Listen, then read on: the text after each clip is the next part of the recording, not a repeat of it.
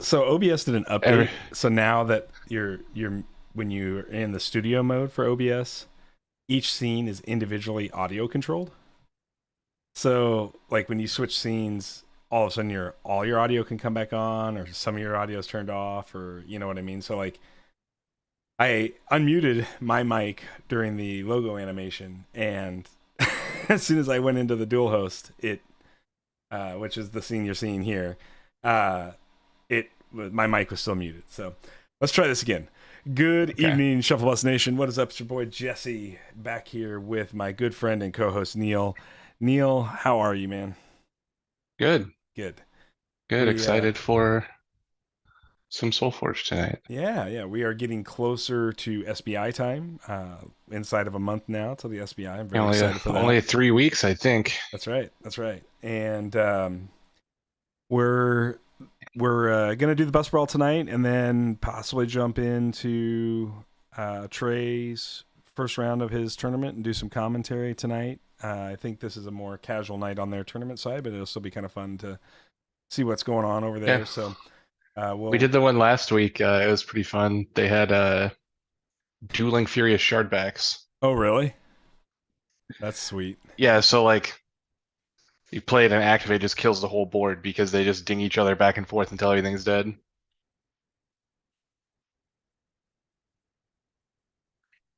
That's crazy, man.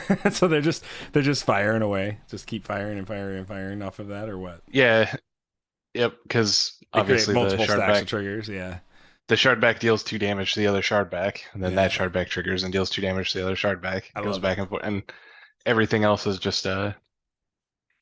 Were they both just a furious? casualty. Both furious, or They were both furious. Yeah, it was wow? it was Weekend and Trey playing, and it was very close to a mirror match. I would love to get a Furious Shark back. I don't have one, so I don't have one either. yeah. Card's pretty good, but I didn't get to see the it's gonna Shuffle be a Bus. set two only card, I think. Yeah, makes sense. I didn't get to see the SBE stream tonight. Did you watch it? I had it on the side. Yeah, Okay. Did they reveal a they card had tonight? they did, Okay. and I did snip it. Okay. Well, we can Um, definitely unpack that. Should we play our game quick first, get that out of the way, and yeah, then I think so. I think that makes the most sense. Yeah, I there's that one, and I don't think like they're like done with spoilers, kind of. I think I think we're probably pretty um, close to the Kickstarter launch. I can't. I mean, they said late November October, 2nd. November 2nd. Did they actually announce it? I didn't. I didn't see that, but I've Yep, been super yep. busy. So I'm basically out of town the next 2 weeks essentially. So I'm home like one day in the next 2 weeks. So I'm kind of just like trying to get as much stuff done as absolutely possible because of that. Yeah. So I want to get some shuffle bus chatters to play Phasmophobia with me next week while you're gone, yeah, they should do since that. it's Halloween season. Anybody that's listening to this, hit me up. I will purchase copies of Phasmophobia for people that want to play uh, a little spooky game All right, I on stream next Wednesday. I have our game up. You should do that for Halloween. That'd be fun. Yeah, Um, if not, I'll play Inscription because it's like a spooky card game, but yeah, it'll be more fun to it's get SB some. SB Brawl all lowercase. Okay, my thing's going wacky because I moved it to a smaller resolution screen. Uh, oh my goodness. I got to get my deck anyway. So Yeah, me too. Me too. my terrible deck this season.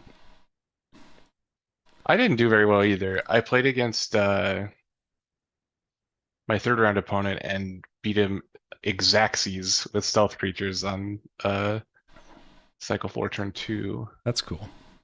That was kind of exciting, but my deck did not Well, I wanted to win. play something fun, so that's what happens when you play something fun. Let me All promote you, right. and let's get the tournament scene up. I guess I'll be. Oh boy. TTS. Oh boy. Okay, there we go. All right. Let's see. Build deck.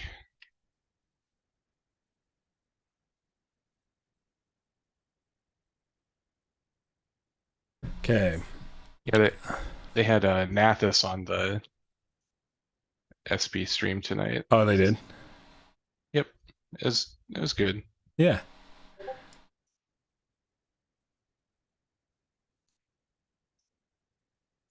It was good. All right. So you got a Cersei here.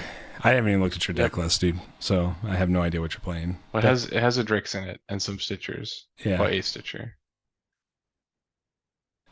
And then you. Okay. Cool. What's up, Why aren't there Brandon? deck lists on the back of these?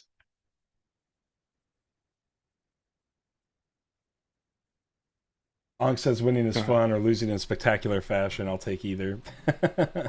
Manly says hello. What's up, everybody? Yeah, no, we just I honestly, yeah, the backs are broken since the new mod update for Mine set 3. worked. Oh no, my Circe worked, but my Ironbeard did not. Maybe it's only set one Here, decks. I'll send you the deck link, and that way you can pull it up on another monitor and have it. There you go.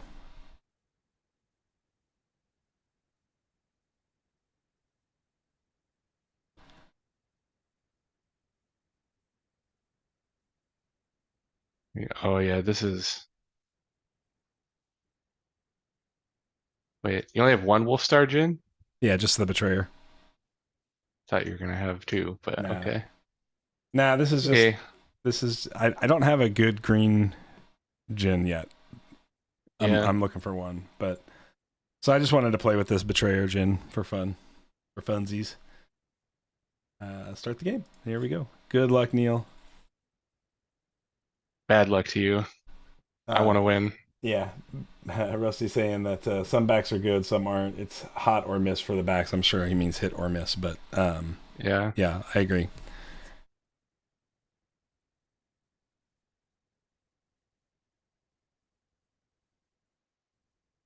All right. I guess I'm first. You are. So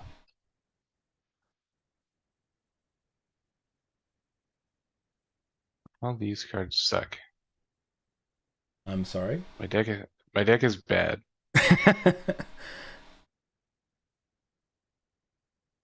Let's take a look at your deck list. Okay. Look at me run out this Apocrymancer as my first card. I That's like a it. strong play right there. I think it's cool. What is this card? Relentless Wanderers.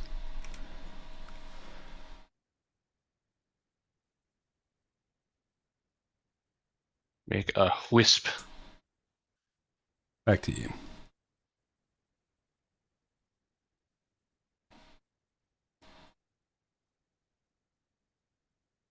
Um,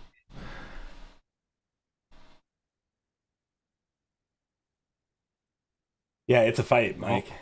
It's the bus brawl. I How don't know are what you, I'm gonna buddy? do. We're just This hand is finishing up not our good. round 4. We got paired up for round 4 of the Shuffle Bus qualifier. So since everybody else was finished, we decided to hold it for this week and play it since I couldn't play it last week. And we thought it'd be better to play it on live on air than to play it on the back end. So here you are, Shuffle Bus qualifier round 4, I'm gonna play bottom this tables. thing. What is that thing? It's a, exactly. Epic Soldier. You're. I wish he was epic. Yeah. He's epoch and bad. uh, Yeah. all right. I'm gonna go.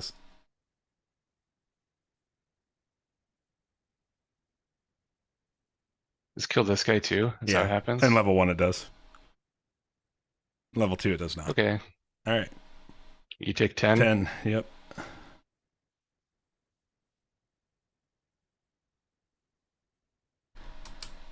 Intern.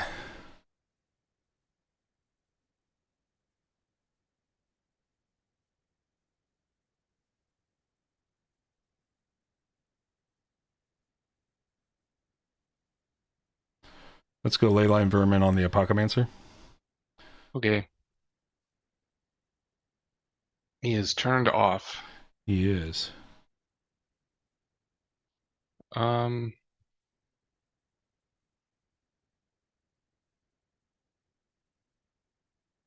Billy says he's jealous and ready to play some games too. Are you playing in the Trey tournament tonight, Billy? We'll be covering that. I'm gonna play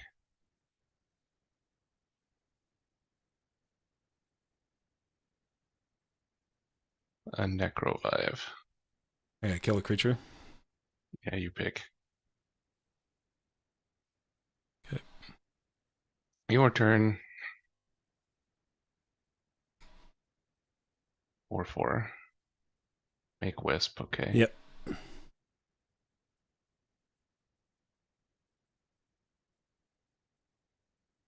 Um, How do I feel about set one dinos without Rex? I mean, there are still good dinos, right? I'm assuming there's at least a Thundersaur. That's what you have in your future is set one dinos. That's cool.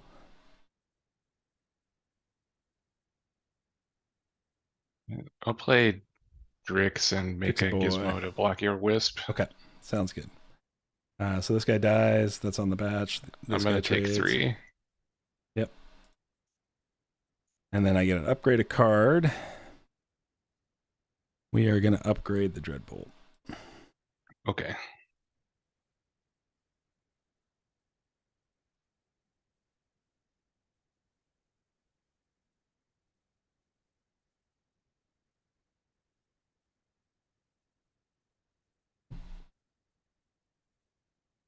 Um, let's see.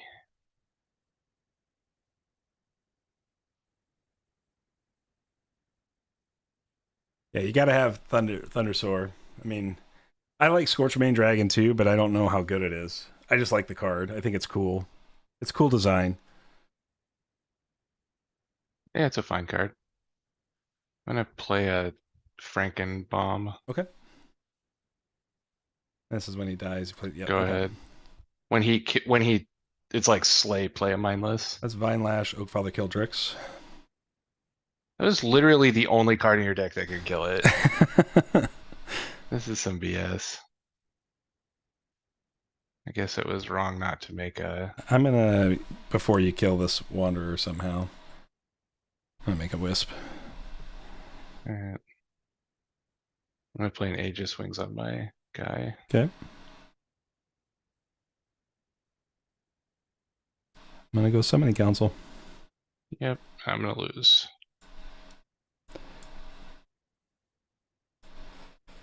Alright, All right. take 8. This guy dies. And I get a mindless zombie. Yeah, Vine Lash is extremely good, Brandon.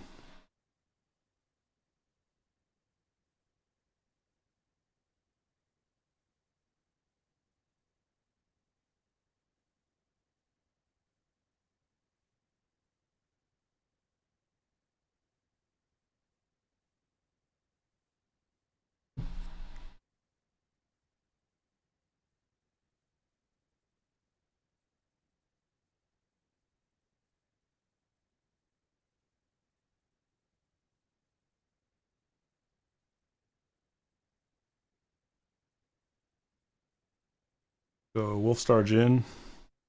Activate Dark Forge Drain. So this is a 12, 8. And this gets +4/+4, so it becomes an 8/8. Your turn. Yeah, I see that. I just saw it. Don't know why I was sitting there, but it was.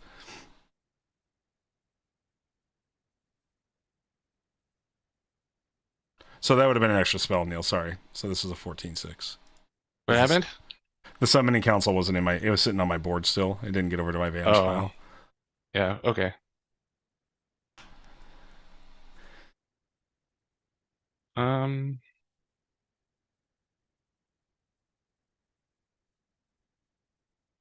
just gonna play an additional Frankenbomb, I guess. Okay. Replace the wisp with the hibernating mantis.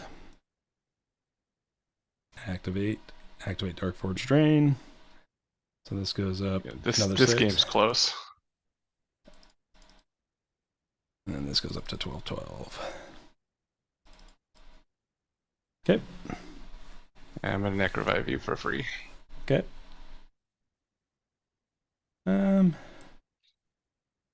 You definitely kill this mantis. Yeah, that's don't be bad. Yeah, 100%.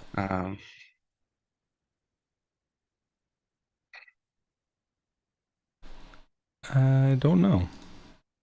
Asking if the level 2 summoning council's in my deck. Oh, it's not. Maybe it is. Hold on. Yeah, it is. It's in there. Yeah, I'm gonna start see your 12/12. Okay. And Does that trigger the Frankabomb? Oh, but no. by this, okay. Cool. Frankabomb has to kill it. Okay.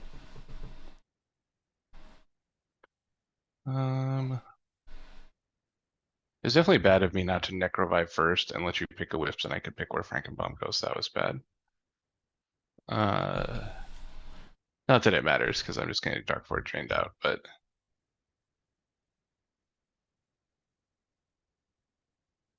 I guess that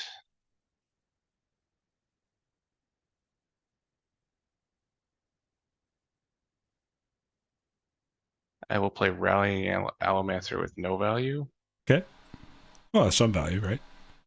Well, it blocks, I guess. I'm gonna shoot your giant guy For 1. for 1. Okay. Okay. Combat? Yep. All right. That guy goes to 1. I take 6. Go to 34. That guy dies, and then you take 20. Yeah.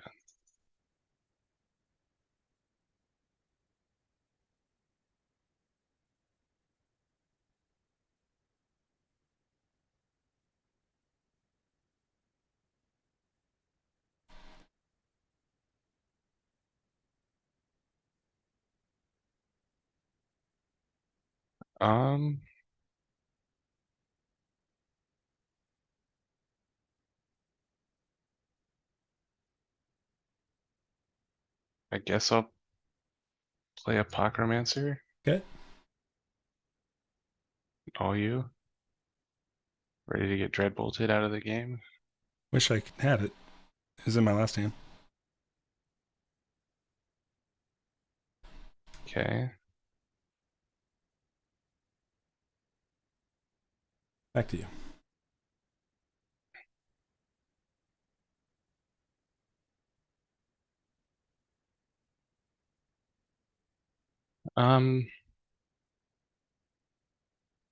Let's deal 1 to Relentless Wanderers. Okay. Play Drix. Okay. 5 the 5th to 2015 off the Apocrymancer. Okay.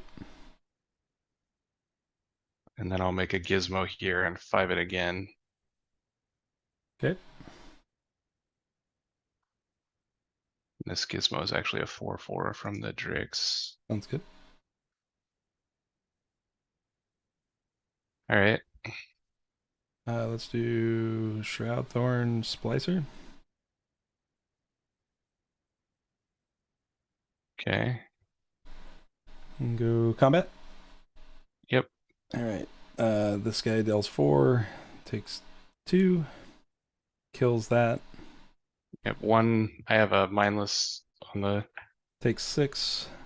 stack here. So 28. I take 13. This takes 4.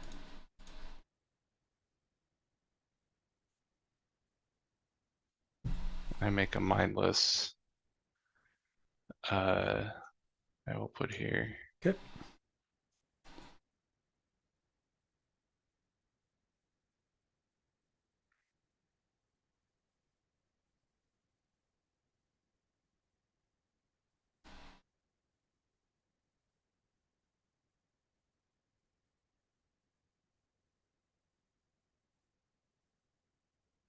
Nah, I'm good, Mike. Um, I suppose I should put chat up. I'm not watching the stream because I don't want to see your hand, but I can get chat on my phone. Uh,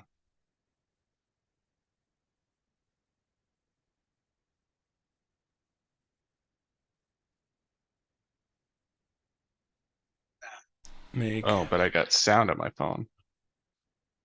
Said that was okay. summoning council. Yeah. Back to you. What is?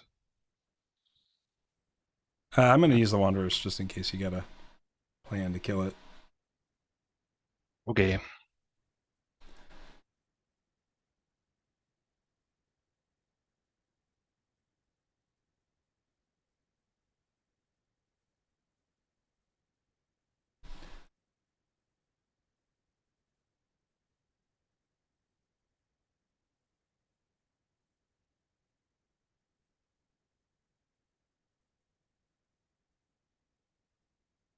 Hmm.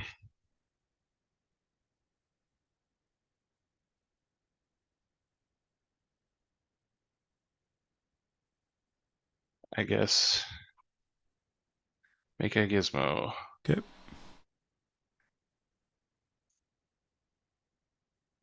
Place Stitcher. These are back row guys. Okay.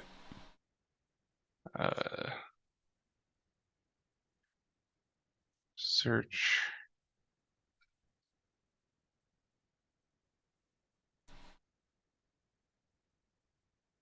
For this rallying Allomancer.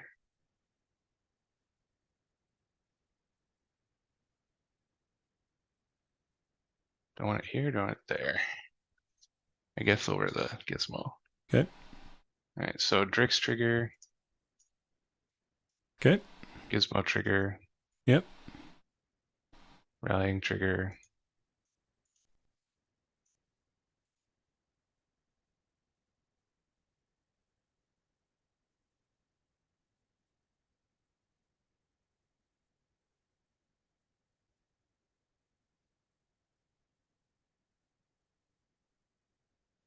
Okay, go ahead. Forge seal. Yep. And we'll I guess this guy. I guess I'm very dead. No, maybe not. We'll see.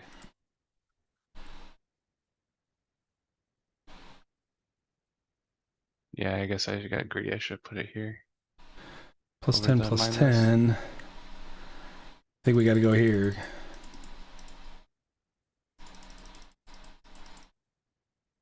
And then I gained some life because I had a spear in play. I gained 3 life. Go ahead. I'm dead. Okay. Cool. I guess. Everything. You beat. I was beaten by 10 cards in a green deck. That's what this Like- deck plays like, dude. Yep. It's just the way it works. Yep. Yeah, constructed full Solforge, unless you have lots of money invested in the game, is not a very interactive experience. no, it can be a little off like that. So, but yeah, it's I mean, I didn't go off on you in round 2. Like, What are you talking about? well, I mean, I've made 47 point Oak Fathers in round 2. I think before. anytime that you do Dark Forge Drain 3 times at least. Sure. I guess you can only do it 3 times. Is that correct? I can do it. No, I can do it 4 because I have a commanding. I can do it more than that because of Stitcher. Oh, okay. Yeah. I think 3 Dark Forge Drains for any amount is probably like what I would call going off. Yeah, I mean, I did. Let's see. I did the base one. Yeah, I did 3 this game. Yep. So Right, you played Mantis and Forge Seal. I knew I couldn't beat the Forge Seal, so I was just like hoping you didn't have it. And, yeah, yeah. I had tried to win. My other out was, like I said, the Stitcher helps in that too because I can replace Force Seal with Mantis that way if I need to. It's not as good in this scenario, but it's not terrible. Yeah, I mean Stitcher's like the most busted card in the game, so but yeah, I had some games where I only got to play purple cards and those didn't go so well for me. So last game, like I don't think I saw in last game. I didn't see Summoning Council, Relentless Wanderers, uh, and obviously saw like Mantis Force Seal, Uh, but those aren't good. But yeah. at that And stage, so the guys point out that Lead the Charge also adds additional Dark Forge drains yeah, if the Mantis remains alive. that's true. That's true. Yeah, lead the charge could add another there. I haven't yet to pull that off. Just an FYI, but that's very true that it is there as an outlet card, and it allows you to save your Forge Seal for cycle 3 So if you need it. theoretically, you could do one regular, Yep. one Forge Seal, Yep. and then regular Mantis, Mantis lead the charge, Mantis lead the charge, Mantis lead the charge, Mantis Stitcher, Mantis Stitcher, Mantis Stitcher. Correct. So you could do 9 Dark Forge drains in a game if you wanted. That's correct. I mean, that'll never happen. No, And if no. you're trying to do that, you're probably misplaying because you like have better things you could be doing. Yeah, But for sure. I suppose that theoretically it could do 9. It is funny how much access there is. Yeah, Mike adding 13 total. Mike says 13 total. Yeah. Where do you get 13 from? Mantis Forge Seal. It's only one level of the Mantis and the Forge Seal do it. So the you Dark get Forge Drain. regular activation, one Mantis, one Forge Seal, then triple Lead the Charge, triple Stitcher, which I count to be 9. Yeah, that'd So be if 9. I'm missing 4 of them somewhere, That'd be 9. I'd Stitcher Lead Mantis Forge. Yeah, yeah, it'd be 9. I think. I think you're right, Neil. I think that math is right. So, but it's still kind of crazy. So he was just counting an additional 4 as the additional levels of Mantis and Forge Seal, which do not do Dark Forge Drain Right. because you're not allowed to. Right. Yeah. Yeah, you can only use the level 1 versions of Mantis and Forge Seal. So you have to. But again, 9 is way more than enough. Yeah. It's pretty funny. I mean, three is enough probably. Yeah. I suppose your opponent could have like Dreadbolt Necrovive. I'm trying to think of the other hard removal spells, like Blight Skull Bomb, I guess is like a bad one, but your deck the Summoning Council is so good in your deck. I know. It makes the breakthrough, dude, and it gives you like fodder for the removal spells that are not Dreadbolt. Right. So you're essentially at the mercy of Dreadbolt or Botanimate or Stabilizing Effect. Yeah, Polymorphers can get you too. Not in cycle 1, but cycle 2 they can. Polymorphers can get you in cycle 1 because they kill a minion. Yeah, that's true. If you have chosen Oak Father, it gets you. If you have not, then you dodge it. Kind of. Dendrify can also work to reset a big Dark Forge drained. Yeah, that's.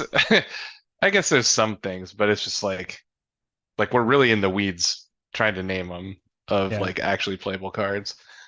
Yeah. So I've had some really good success with the Reaper as well. If I draw it and it works, like I've had that. I mean, that card's probably good if you make a lot of. Yeah, Bonescythe Reaper cycle 1 would also do it. Brandon's adding Bonescythe Reaper. Right. Yeah. But if you Mike's adding any tormenting and if you're looking at your opponent's deck, you can choose to not put it on a minion. You can Dark Forge drain something else. Right. This is the to dodge the Polymorpher or the Tinker or whatever.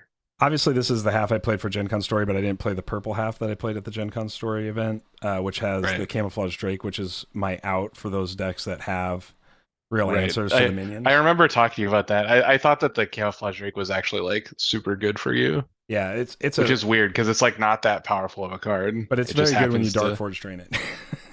It can move around and be stealthy. Well, right, because it obviously it has stealth, so it smashes through, and it also like dodges blockers with mobility. So it has a unique home in that pile.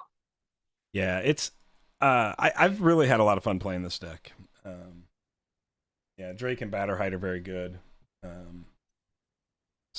I've had I mean there's a lot of really nice synergies in my Gen Con deck that are way better than this version, but I just wanted to play a Betrayer Jin just because I thought it'd be fun to have with all the Dark Forge activations.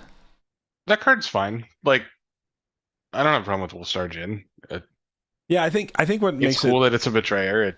yeah, and I think it makes it what makes it work okay. And obviously, I haven't had a great tournament, so I'm not saying this is like a powerful card. I want to be really clear on this analysis, but um, it it's cool in this deck where you have so many activations of Forgeborn abilities in general, and it's a threat that your opponent loses tempo into, Right. That and it's a that's card that I don't think is genuinely is like actually very good unless you have the multiple yeah, I agree. Forgeborn I activations. just think like playing Jins with three Forgeborn Does activations is not does where it you want to be. does it ever get better?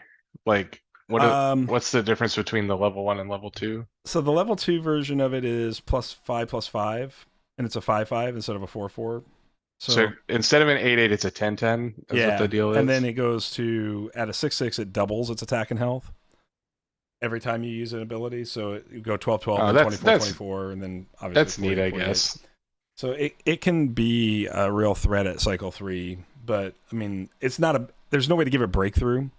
So like, I don't have the primal surge or whatever to give the card breakthrough. It would work better in I think Greg's version of the deck where he's got the primal surge for breakthrough, where you could have the Jin come out of nowhere where opponent thinks they're just chumping it with like something small, and you're just like, nope. Yeah, I mean, Here's the big that's like an breakthrough, and alternate win condition, right? Because yeah, uh, you play the Forge Seal, so you get to double it, yeah, and then you get to play uh whatever green pump spell that gives breakthrough for free because you gain life off the Forge Seal. right, Uh, so you can do all three of those cards in one turn: Wolfstar, then Forge Seal, then whatever it is. right, yeah. So I do think that that's kind of a would be nice to have in my Mantis Force Shield deck, but I like have hardly any primal surges anywhere like in my collection. Yeah, I think it's only a set one card, It so is, but I've opened the most set one decks. I probably have like 180 set one decks now. yeah, So just never seen a Forge Seal. that's weird that uh that's I, weird then because it's a spell, so it shouldn't be that rare. I mean I I mean, it probably is a have rare, but one somewhere. Just like none of the rest of the deck ticks any boxes for me to be excited about it. yeah.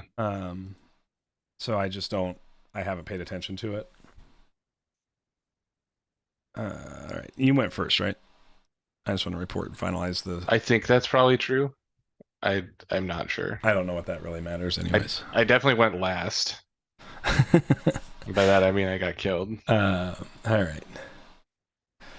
So let's talk. I mean, obviously, all these folks that don't have invites, I think we figured out there was only a couple of people that didn't have invites at this point. Everybody else, I think, had invites to the SBI, but I'll go through this list in more formalized fashion later. But congrats to the weekend for going 4-0 in the fall qualifier and finishing first, and then Nathis coming in second at 3-1. Elijah Moore, more than most, comes in third, and Joel picks up a good solid fourth. Joel had a really cool deck Yeah. this season, man. What did Eli lose to? Eli lost in the last round to Must have Weekend. been weekend then. Yeah, Yeah. yeah. So he was on that combo. I wonder if the combo just didn't come together there. Yeah, sometimes you just don't draw it, I suppose. Yeah. Seems unlikely, but because the Stitcher makes it so resilient, the double Stitcher. Let me pull this up here. I really like Joel's deck he brought this season. I don't know if you had a chance to look at it or not. I did not. I didn't play Joel. I did. I mean, he put such a work on me that I was like, I'm just going to concede Joel. Like halfway through cycle 2, I was like, no, there's no coming back from this. So he just had. It's up on screen now, but let me share it with you so you can take a look at it. I got it up already off the website. Yeah, so just Alamancer and Yeti, but Voltaic Prophet. Like Voltaic Prophet's so good with all this spell package. Like essentially 8 spells in this deck with the Rage Idol and all the other stuff. So he just did a ton of work with leveled up Warbringer rituals. He played the Korok, if I'm remembering correctly. Yeah, he played the Korok, which has a really good removal ability in Earthen Fist, and then Blast Wave is pretty good even at cycle 2. And then Yeah, like this is a good Korok, which is weird because I don't think there are many good Koroks out there, yeah, but it is a good one. and then just he got so much value off of Lightning Tamer, the Windy Sentinel, and then the Uranti Elementalist. Like it just Windy Sentinel is a hell of a card, it's super good. especially with the Warbringer ritual in the same pack, Yeah, like pile. yep. And so Uh, I mean, obviously, like Sonic Burst is still very good, but like he just did a lot of like. Obviously, my deck pumps a lot of stuff, so Electronet was always free for him as well. So he just got even more free spell plays. Electronet is just always free. Yeah, Like it's never not free. It yeah, says it's like if something happens is free, it's actually is free. yeah. Like this I really was really impressed with this list in general. It his red was half is dope. The blue half's okay. the Stout Stonefist was Like just a big body, which was kind of a pain to deal with. Because you're not like, oh, I really want to Dread Bowl a Stout Stonefist, right? Like you don't want to do that. And so you kind of are in this weird spot, but because he makes all these other minions, like for me, my Infernal Ritual, which was another removal spell I had, wasn't very good because he just have minions laying around, and I didn't draw extremely well against him. So I mean that's for sure. But Mystical Teacher's also this just extremely insane. this red half is insane. Yeah, Like he has Mystical Teacher with essentially 4 elementals. It's 3 elementals and a lightning tamer, which right. makes an elemental. Um it has the Windy Sentinel, which is just like a crazy card by itself. Yep. The Warbringer ritual for a free spell. Uh yeah, this red half is crazy good. Yeah, it's really awesome. So I had a lot of fun playing against him. Obviously, I always do. But let's break down. So do we want to start with the reveal from the other day, and then come into the one that they did for tonight? Do you want to start with the creature, or do you want to start with the spell? Let's start the creature. This was from the article this week. Yeah. Uh and it's like a neat one, but it just okay. I gotta get pulled up 1 second. All right, you got Fraud's Experiment number 0724. This is our first legendary reveal. So this is the legendary of the set. Oh, it is a legendary. Interesting. And they alluded to in the thread, if I'm understanding this correctly, and you can correct me, chat, if I'm wrong, but I'm pretty sure there's different variations of this, like we've seen with the others. I'm having a hard time with my Discord working here. Sorry. Oh, you mean it does, there's like several of them, they do different things? Right. Like one of them's breakthrough. One of them, I think, is stealth. Another one is, I think, mobility. So it's kind of on theme with all the other stuff we've seen from the color synergies. Why does the purple one have breakthrough? I don't know. Is it like cross color mechanics? Like the green one has mobility or something? Like, you know what I mean? Like Right. breakthrough is not a purple ability. Yeah, I don't know how it. I think I don't know why I can't get the thread to pull up. Sorry, my Discord seems to be not functioning now. They said like 450 plus combos is Of- what Mike of Grell this. says. 3 different numbers per For each limb. Okay. 4 numbers.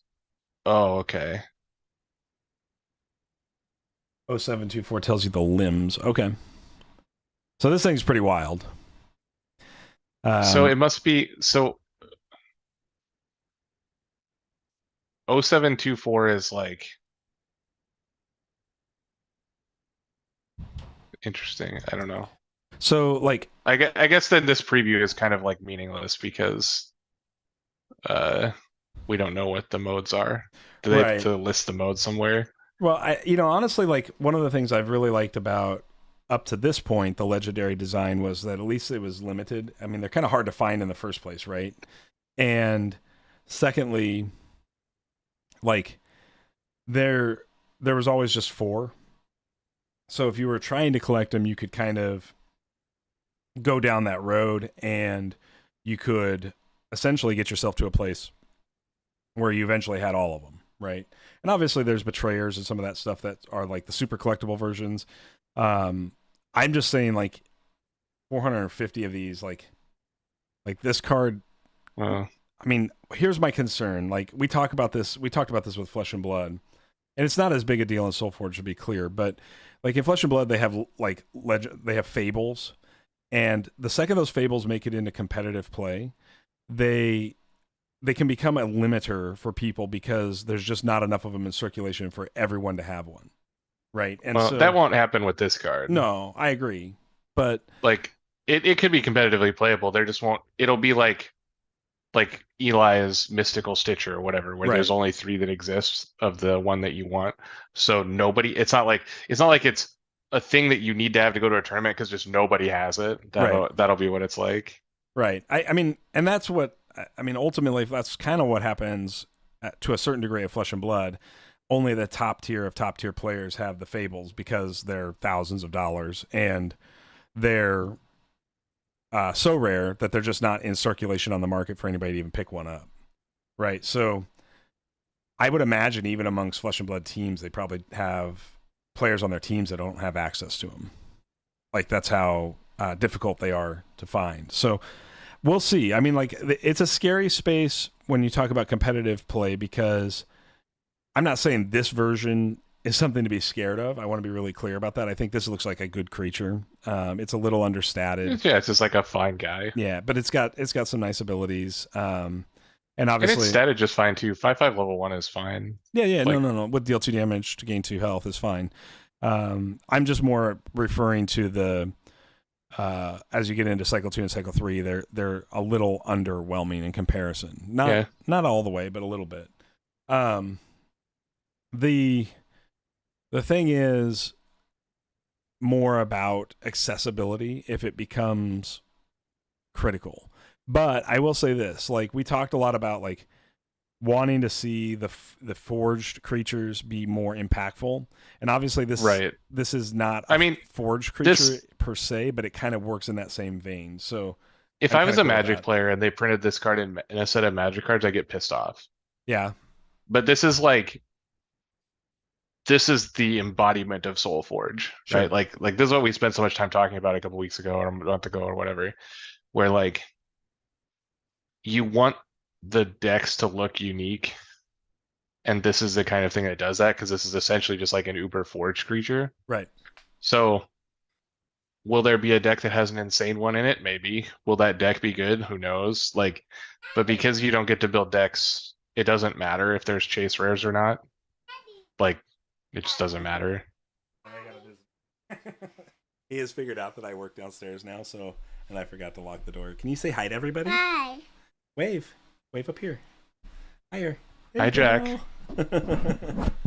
Neil's saying hi to you. Who's that? It's Neil. He's right here. See him? Happy birthday. Can you say thank you? I know I missed it a He couple said days happy ago, birthday. What's this? That's the microphone. Mom, see cheese? What? What's cheese? Cheese. Nobody's taking pictures. It's not that kind of camera. No. Why?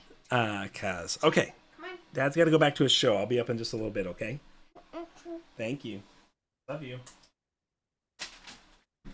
All right. Sorry about that. I mean, because you can't build decks, like chase rares are not that meaningful. Right. So like maybe there's one of these that like goes infinite with itself. I hope that they didn't do that, but like they did it with Stitcher before, so whatever. Yeah. And I mean, there just won't be one that exists. Official number is 486 variations, by the way, excluding betrayers, according to Sam Carbo-Newt. So, yeah, I mean, I'm not taking anything away from the design. I think it's cool, and I think this is the kind of thing that you want Solforge to be doing. So I'm not trying to be overly critical. I just, the competitive player inside me screams at these hyper rare things if they turn out to be really good. Because this is on a level that's even like more difficult than Furious Shardback, for example, right? Or oh yeah, for sure. Because you you're 1 in 486 instead of 1 in 50 or whatever it Well, but was it's that we even worse figured than out. that. Yeah, because it's 1 in 486, and it's like 1 out of every 50 boosters that they print or something. I mean, Right. it's Yeah. yeah. It's So also legendary, so it's like, yeah, I mean, 1 in every 3 display cases. yeah, 3 or 4, whatever it is. I mean, I have only ever opened in my legendaries. I've only ever opened 1 in a lot of product. So I mean, and that's obviously just like I'm not Nathis a lot of product, but a lot of product in general. I think I'm above the curve in terms of what most people probably do. Maybe not people that are in this chat tonight, but most people. So it's cool though. I think it's cool, and apparently the artwork changes. That's part of the variation. Right, Is because it has like different arms and legs and stuff. right. Chess pieces, I guess, that sort of thing. So, kind of excited to see what comes out of this. Yeah, it's neat. Mike Reynolds saying he's never opened a legendary. He's cracked 12 displays. Yeah, I mean, I'm in that realm, Mike. I've cracked 20-ish, 25-ish displays between set 1 and set 2, and only opened 1. So, I mean, they're pretty skimpy on them for sure. Yeah, I'm never lucky either, Mike. So we can join the team Never Lucky. Maybe that's what we should name our official like Solforge like competitive team is Team Never Lucky. All right, well let's move on. We've got one more to do. That one came in from tonight's stream, right? So Stoneblade stream? the one you just looked at was from the article. This one, the runestone, is from tonight's stream reveal. All right. Oh no, hold on. There we go. Was it? All right, so we got runestone here. Spell Exalt, cycle 1 version or level 1 version. It says your creatures in this lane have Slay. You may play a 1 spell for free. This level 2 says destroy your level 1 runestone when you deploy it, and the creatures in this lane have Slay. You may play a 1 or 2 spell for free. And then the level 3 version of it is destroy your 1 and 2 runestone. Creatures in this lane have Slay. You may play a spell for free. This is a pretty cool ability. Yeah, it's either insane in your deck that's already insane, or it's very bad in your deck that's mediocre to bad. Sure, yeah. Like, if you ever trigger it twice, it's crazy, right? Yeah, Like, I would assume so. if you trigger it exactly once, it only matters if you have something else that cares about spells, right? Because you're spending a card that you play on this. So if you play this as your card for the turn, then you get to play a card off of it. You've essentially just like cycled. It would be kind of the same as you just playing the card you played off of it during Right. your turn. You get some weird timings with some specific things because it does happen like during the end of turn step after combat, where you normally can't play spells. Right. But so if it ever hits twice, I think you're doing really good because then you've gotten it like a +1 out of it. Yeah. Or if you have a significantly large number of things that care about spells, obviously the runestone itself is a spell. And then if you play a spell off it, you get another spell. So if you have, I don't know, anything that triggers off a spell, even some spell sprites or whatever, this could go pretty big. Yeah, But I mean, I think it's free spell play in general, and this isn't exactly free, right? Because, like you said, you have to play the Exalt in the first place. So unless you can get the Exalt down for free, you're giving out you're 1 for 1 on replacement, right? And then, like you said, the second activation is critical there to like really getting maximum value out of it. But it's also really just a solid spell that can linger as an Exalt. I mean, Exalts are kind of a little different to evaluate because of the lingering capabilities. Right. Yeah. So, I mean, the problem with it in general is that not every deck can do this effectively. Yep. So if you just have like a random red deck, even if you trigger it twice, you may not have a spell in hand to even play. If you have a good, like, if this was in like the red half of Joel's that you showed, it'd be absolutely bonkers, I'm sure. Yeah. But you have to have, I don't know. I mean, at base level, if you play this one turn, you play a spell for free, and the next turn you play another spell for free off it, you definitely have made your value, but you have to have a spell in hand that you want to play after combat, and 2 times. I don't know. It's a card that seems like it's really cool, and if you have a good deck with it, I'm sure it'll be like really fun to play. But this is one that I know I'm gonna open a bunch of random red decks and see this card and be very unhappy. Sure, I can completely understand that sentiment for it. It's not as flashy as other things that we've seen up to this point for sure. And I don't think, and I think I'm with you on a strict evaluation standpoint. I don't think it's all that great of a card in the first place. I mean, another thing to take into account besides the spell synergies, of course, is the exalted synergies. So this is a reasonable thing to put in a lane with one of your creatures that has exalted. Mm-hmm. Um, Billy's adding that, that they suggest on the Stoneblade stream to use Bride of Frankenbaum. Okay. Yeah, cool. Well, see, I caution people, and I've done this in many games, like, just because 2 cards say the same word on them don't mean they actually have synergy.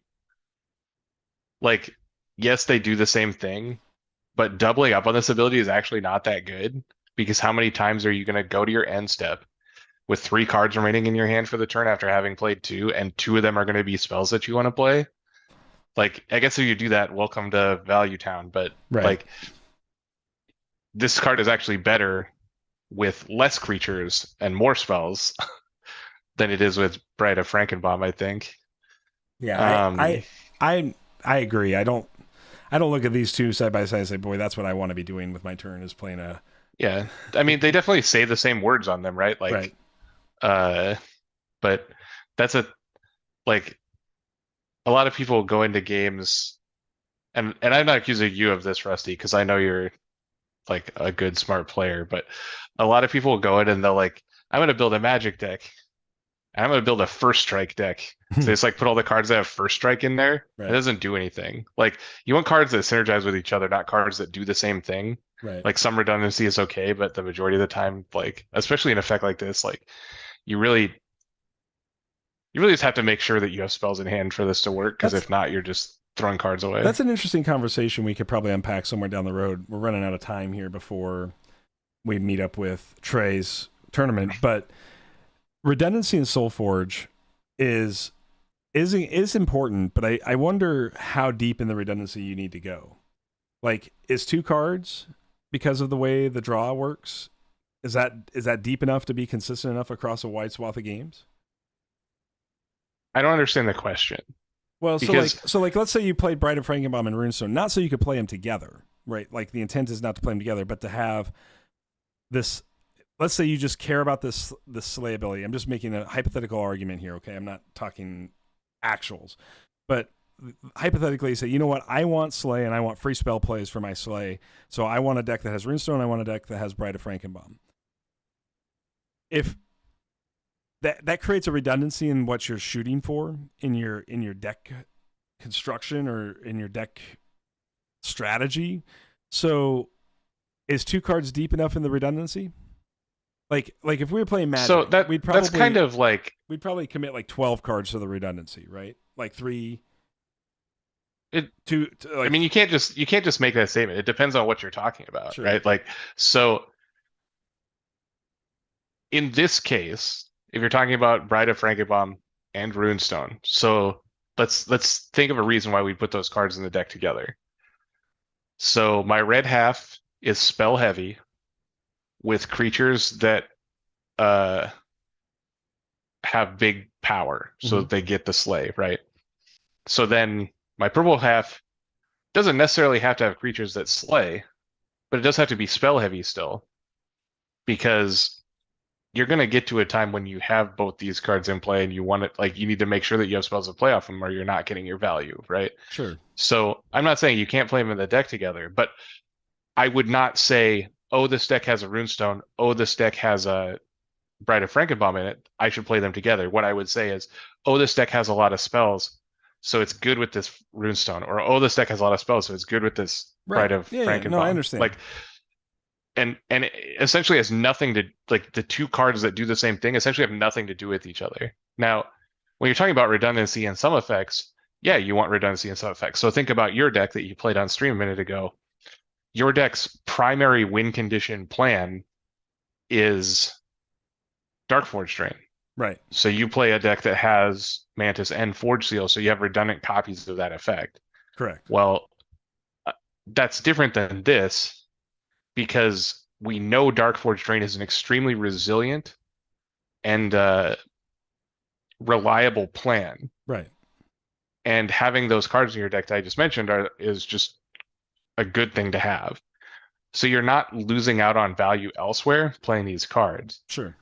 Whereas Runestone and Bride of Frankenbaum, like both effects are good, and you could have a primary like spells matter plan deck, but having these fragile, unreliable free spell plays is not like the core of your deck. The core of your deck is like,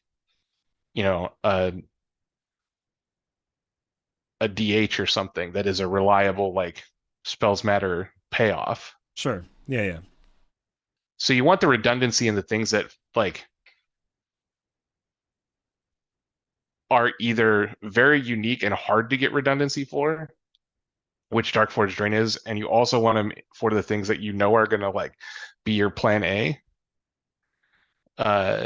Which again, Darkforge Drain falls into that thing. So I mean I would say that Runestone and Frankenbaum, Bride of Frankenbaum are good in a very specific deck build. But in general, I think a lot of people that play card games see like, and we saw this all the time in Ashes, where people would like try to like, they'd be like, oh, well, this card's good, so we need to put all the cards in the deck that do that same thing. There's only so many slots in your deck. Right. And if you're too redundant in one thing, anything that beats that thing will beat you every time. Sure, I agree. I'm not disagreeing with that. I was wondering, like, I guess the question I was more or less asking as a guideline, like if you were going, so as a perfect example, using Darkforge Drain, the Mantis and the Forge Seal are probably enough, right? Like, so that's a 2-card redundancy. Well, you would 100% play more copies of that if you could. Sure. Which because is why Darkforge Drain is so good. Right. But they don't exist, right? You have to get Betrayers. I mean, or Stitchers. I mean, Stitcher is essentially another copy, right? So right, with some hoops to walk. Like that's a very good example. Is Darkforge Drain is so good and such a good proactive plan, and so important to you winning the game that you play like secondary versions of the redundant cards, right? Yeah. Like Stitcher, where yes, it allows you to fire off or even lead the charge, lets you fire off additional Darkforge Drains in very specific situations that you're not going to do very often. So, like, what you need to do is you need to start with, like, why do I want this to be redundant? And in the case of Darkforge Drain, you want it to be redundant because this wins you the game very quickly and very reliably. Sure. So having redundancies of that is very good. And it's a very unique effect. So like when you look at Runestone, it's not a very unique effect. The specific like slay trigger to play a spell is unique to those two cards we've been talking about. But playing an extra spell is not a unique feature of the game. It's on a lot of cards, and a lot of cards that I think are better for the Spells Matter deck than this. So like when you're playing redundant copies of free spell, this one's like down the list. Like we were talking about, Stitcher is like down the list behind Forge Seal and Mantis. Well, Runestone's down the list behind a bunch of stuff for playing free spells, I think. But again, because this doesn't have actual deck building, you don't get to like cherry pick the very best ones. So if you have a Runestone and you don't have a Warbringer Ritual, like you'd rather have a Warbringer Ritual probably, but you don't get to pick that. You have a Runestone and that's good enough if your deck is good. And, yeah, of course. Yeah, Cardboard News said I feel like Runestone might be a feel bad rare. Got to playtest it for sure. Rusty says, I played a deck with Chaining, Aranti Elementalist, Warbringer Ritual, Spite Maiden, and Blight Witch with 10 spells. I mean, that sounds awesome. And specifically, like all the cards just named are a better version of Runestone. Because they're just more reliable and better cards by themselves that allow for a free card play. free spell play. So, and he said it's not very consistent, and I agree. I think the spells matter decks tend to not be consistent because when you look at like the life gain free cards decks, all the free cards are permanents. They're like just creatures in play. So they're more consistent because you always have a board presence. Whereas in the inconsistent draws of spells matter, you don't end up with guys in play. You just end up with spells to play. And a lot of times it's red, so those spells might be removal spells, but a lot of times they're damage based, so don't fully kill a creature. It just, I don't know. Runestone is like the kind of card I really want to be good, and if I could build a constructed deck, like I might find a place for. But I think the RNG gods have to really bless you for that card to ever be good in your pile. Yeah. No, I get that. So, I mean, end of the day, like,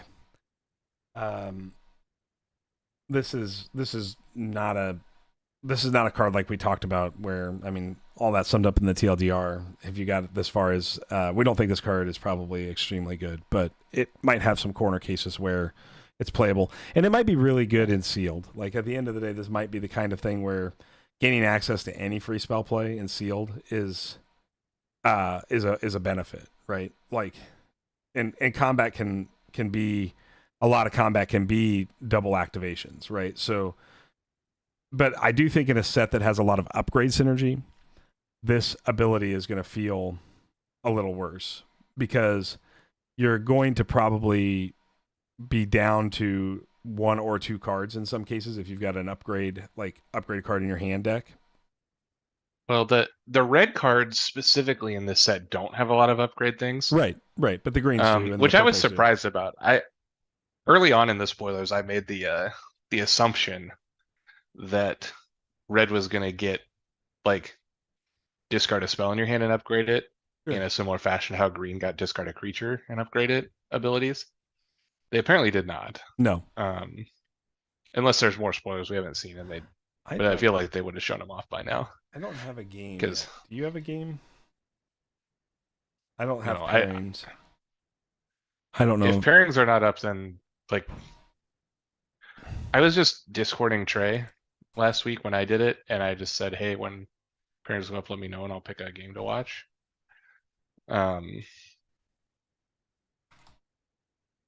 Let's see. Find an event. Yeah, I'm on that site, but I don't have any pairings yet. It says the organizer hasn't started the event yet. So, yeah, I mean, I think there's a lot of really cool cards in this set. The set looks fine. It's not as powerful as set 2. That's what I was. You just took the words right out of my mouth. I feel like power-wise, it's pulled back from what we had in set 2. But that's good, right? Like set 2. Well, I think set 2 was pulled back from set 1, though, right? Yeah, I mean it did. Well, it just had 1, right?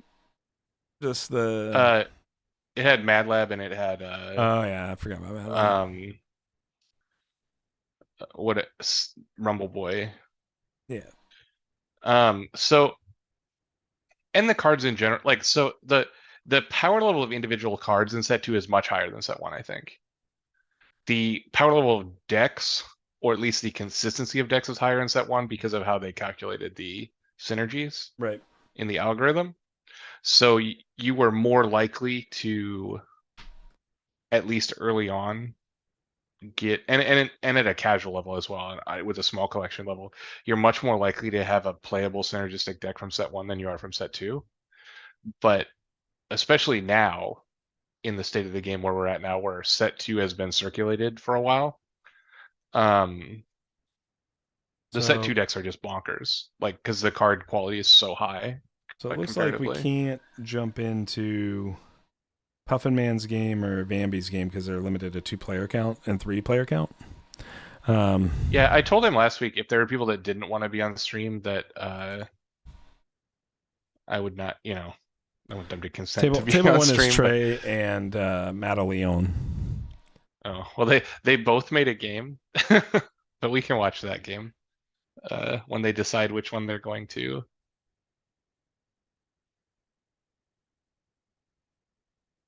All right. Looks Play. like Trey said no password, so he's added that one. Y'all want hands? You want hands or just spectator? Trey had it set up last time where they had hands, and I just didn't look at them. Got it.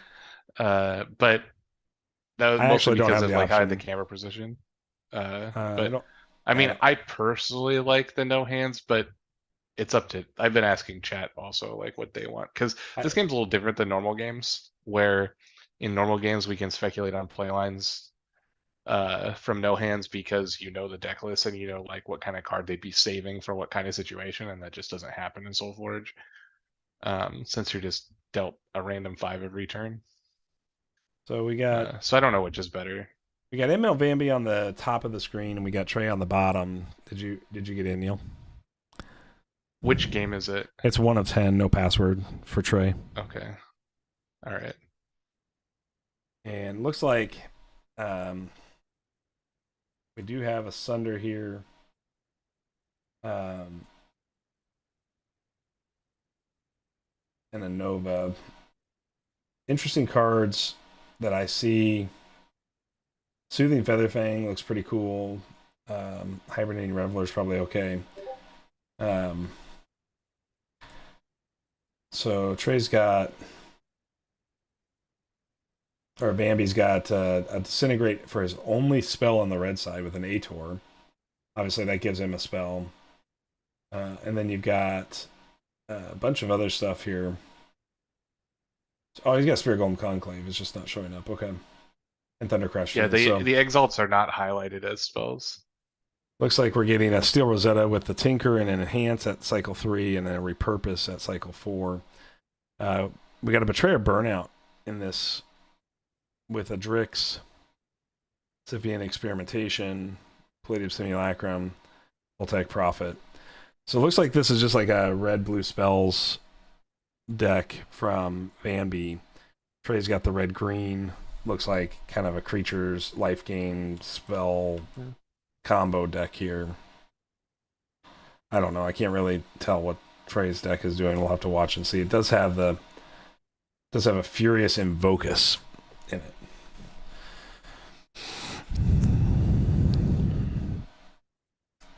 All right. So looks like Forge goes to Vanby on the top of your screen here.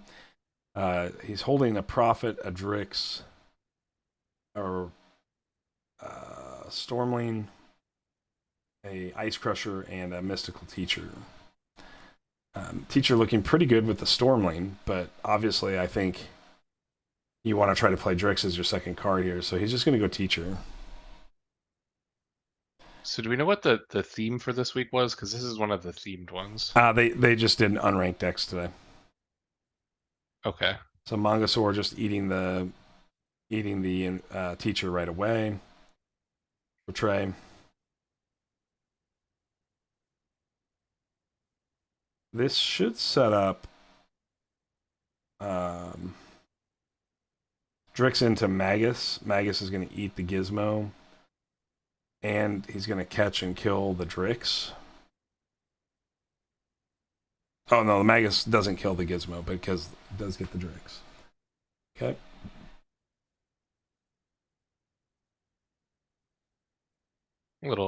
Ice Magus is a pretty good card.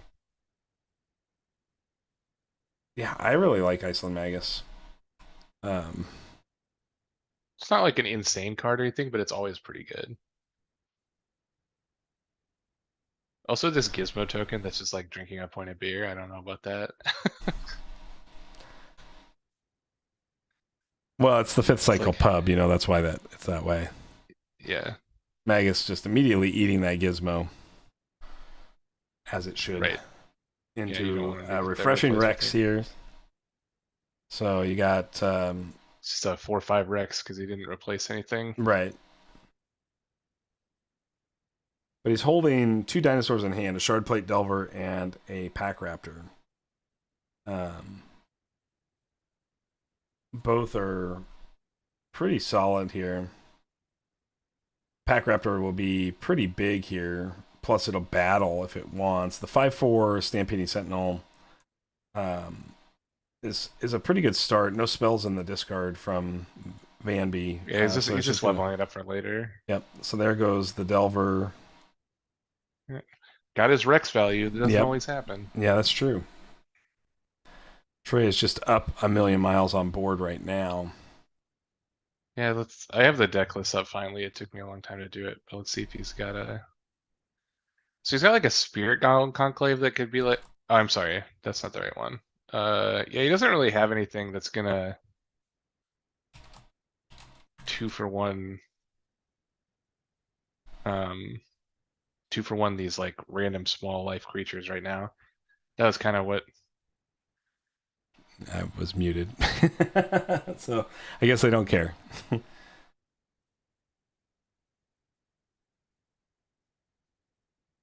Rageborn Eruptor here. That's a good card. Gonna eat the Magus, I would guess. Nice little. Well, he can catch any of the creatures. I would probably catch Rex. No, it doesn't because it's got 4 power.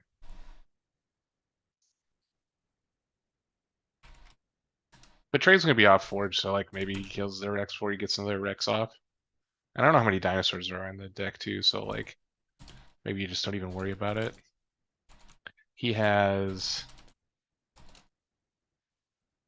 the Raptor we already saw go past, Delver, Featherfang as a possible. Ice Crusher went by already. There we go. We got it fixed. I'm just messaging him on Discord. Apparently, he said because I'm black, they could hear me talking on the TTS. Stampeding Mongosaur. Yeah, I wondered about that.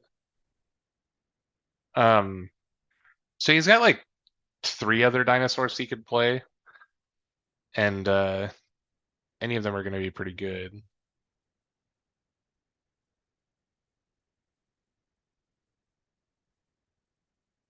Magus lives to fight another day.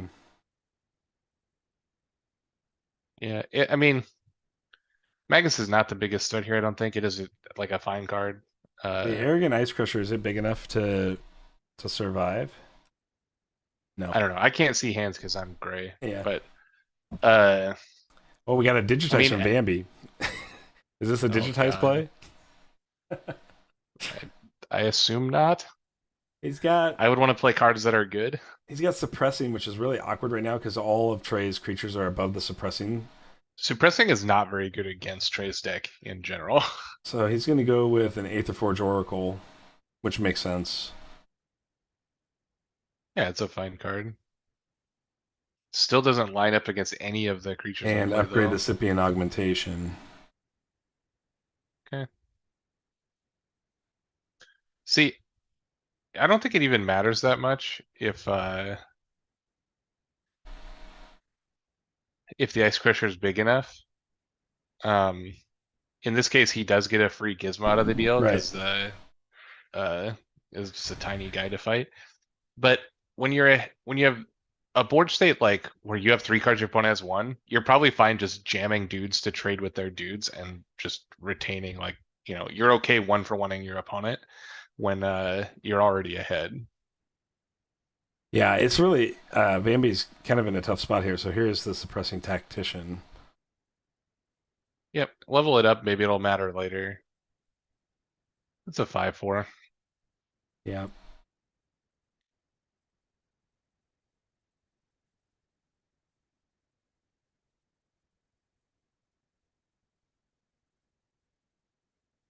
So Trey's gonna be left with this Iceland Magus on the field here after his second card play. Be really bad. He's sitting on a hibernating Reveler and a lightning charge, which may be what he wants to do. But Well, he's off Forge, right? Like yeah, Trey's got 1 card left here. yeah. So he may go Reveler into lightning charge. This is not going to be super great for Trey because Vampy's holding a Disintegrate. I would definitely play Reveler into my opponent's 2-card hand after they discarded a spell. Right. And if they have the Disintegrate, it's fine because again, you're okay with 1-for-1s when you're already ahead. Trey's going to get to do this lightning charge here now. He's gonna pump up Yeah, that so he did Reveler. actually like get his Reveler like 2-for-1'd him because his opponent got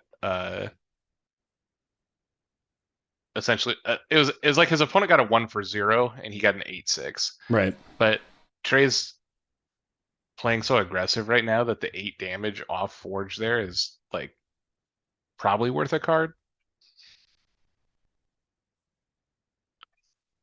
And he got to level up more cards in his deck because he played more cards. So Bambi should go to 22 here.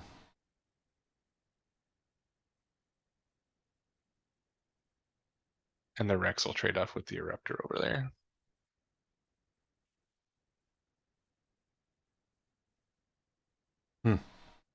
I think it's supposed to be 22. See if they, yeah, they're trying to fix it now.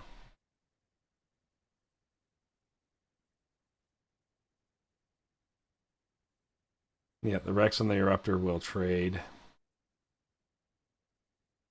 I'll tell you what, Drix is not good against Rex. No. Assuming the Rex is good. Like, if your deck just like has a random Rex in it, it's not good. But if you have a bunch of dinosaurs like he does, Drix is not good against that. Little baby 1/4s get eaten by dinosaurs. So we do have the Sunder from Trey turned on, which means that you've got Gale Surge available, and you do have play 2 Gizmo minions from Tinkerer. So there could be some timing there, but Tinker is insane. Yeah, Tinker looks really good here for Bambi trying to get back into this game. And he doesn't even have to do it right now. No, like I'm he's just at a saying. significant life differential, but what is Lightning It's Tamer. Lightning Tamer, okay. All right. I mean, Into the Charizard spell sprite. that's not like a that's honestly not like a very threatening play. I guess it does feed the Gale Surge.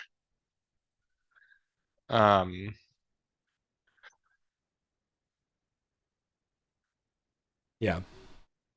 Because if he's and got a spell, you presume he has a spell, so he's just playing 2, 3, 4s. Daddy, yep. I'm set to see you. You gotta be quiet, okay? Yeah. All right, so we got Ator coming down from Bambi now.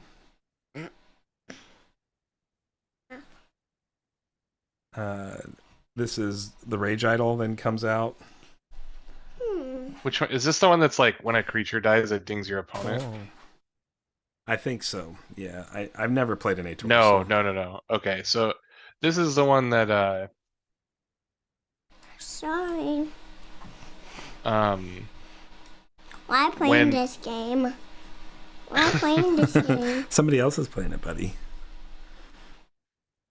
when There's one the of your Vine creatures in Lash. the lane damages the enemy player, transform it, and then the backside is when one of the creatures in this lane damages the enemy player, deal that I'll much be right damage up in to just a minute, okay? enemy creature.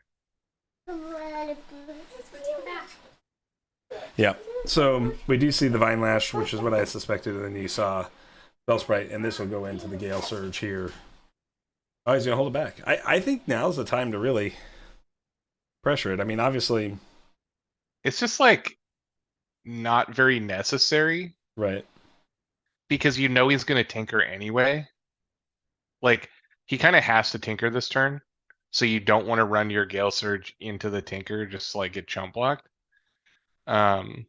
He's gonna have guys left over, and this will allow him to maybe get some additional value out of the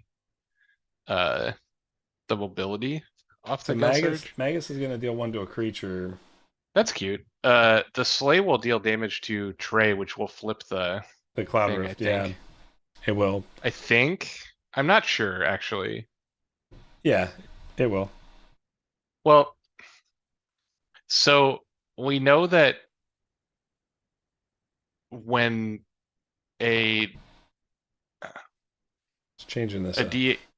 When a Darkheart Sorcerer deals damage in a Rumble lane and dies, it does not flip Rumble because it stops being in the lane. So I'm not sure how this actually works. somebody in chat can maybe correct me here, but if they trade in combat, I don't think this would flip. But it's currently not going to trade, so it doesn't matter. It'll flip for sure.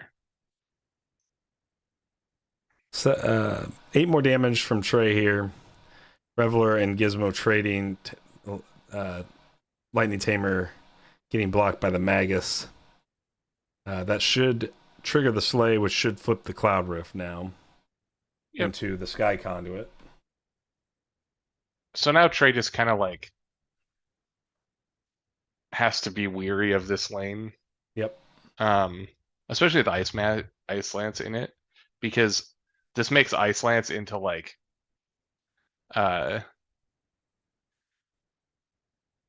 Kills. you like snipe a dude and then it deals damage to the player, you get to snipe another dude with the cloud thing.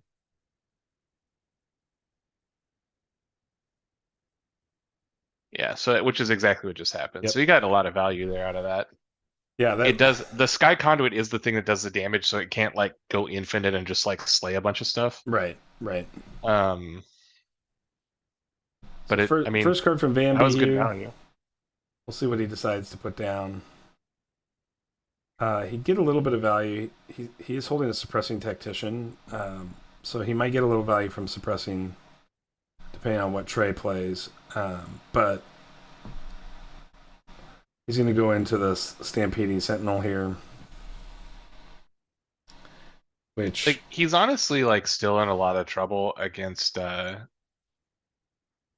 like Arrogant Ice Crusher or like Lightning Charge or even Fireheart Idol. Like those are all cards that can kind of kill you out of nowhere. Yep. But he's got the Sentinel. That's a good start because it's pretty big. Here's the Refreshing Rex. Yep. This should bring out 4/8 Rex. I'm guessing to bring out the Suppressing Tactician because it can kill that Rex. Yep. Yeah, 100% if he's got the suppressor, he's gonna just jab that guy. Yep. So Magus will get other Magus. And it actually can kill the other Magus, right? It does too at this level. Yeah. Yeah, so that's really good because then you don't have to worry about the Sky Conduit nonsense. And I mean, this is gonna end up like sixing Bambi, which is a pretty large portion of his life total when he's at 14. Trey's gonna take 15 here. So I mean, yeah, but he'll still be at 16, and Bambi will be at 11. Well, he'll go to 8. He'll go to 8. He's gonna take another 6 here because the Ice Lance is gonna slay. That's true. Oh, and he's so gonna take another 7. He's Gale Surging here. Gonna try to block the Suppressing Sentinel. So Trey will take 8 more. 8 more, yeah.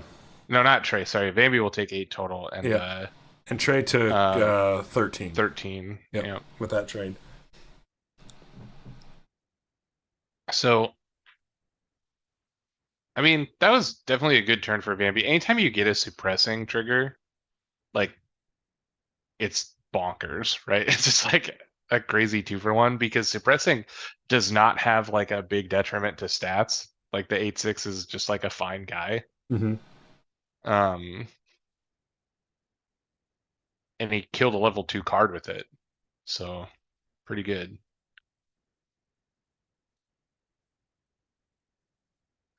Pretty good. I mean, it's going to be an interesting end around here just to see how this sorts out. I'm trying to look and see if Trey has something that just kills him, but I don't think he does. He has Furious Invocus that deals 2 to face. He already played the Ice Lance this turn, so it can't be that.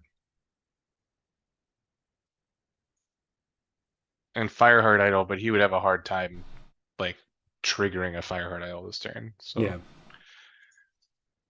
yeah, it's just like Ice Crusher. But because he's on the Forge, like Bambi just has to block.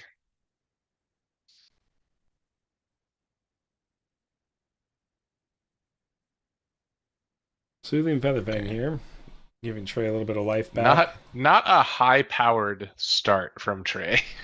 No. So into a mystical teacher from Ooh. Bambi.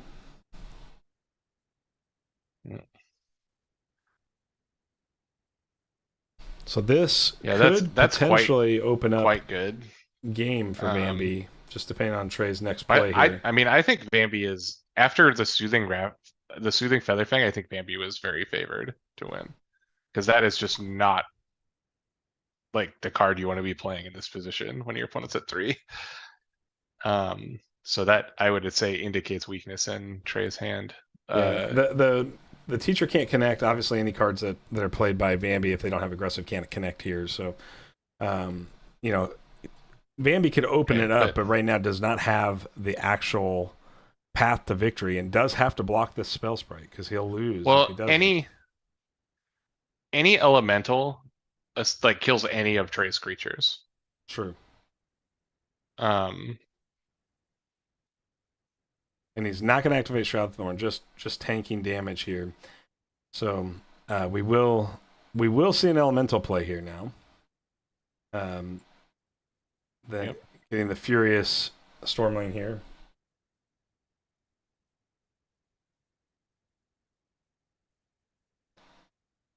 Gonna open up the 8 damage through Stormling and Teacher going to trade. Trey's gonna take 8. And Bambi is closes the gap down, and we're gonna go into one final turn, right at turn 3 cycle. Yeah, Cycle 1 of turn Trey's 3 here. Trey's Or last 2 cycle 3, turns turn 1. were very weak. Yep. And I mean, I don't know if it's just bad draws or obviously the Rex lines up super poorly against the stabilizing guy. Like that was his second card that turn, so I'm a little confused. Again, I can't see the hands because I'm gray, not game master, but like I would have tried to play a 5-power guy to get around the like knowing that my opponent has a 6-power guy, which maybe he didn't have. But I would just try to play something that can't get suppressed because that was just such a big swing.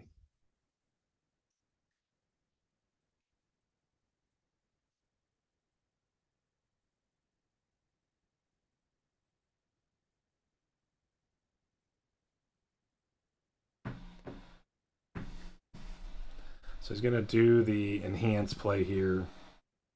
Upgrade a card in his hand. Rosetta is so good. Yeah. So he's gonna do the Scythian experimentation. Just keeps experimenting. Doesn't actually play the card. But he does get to make a giant guy when he upgrades it.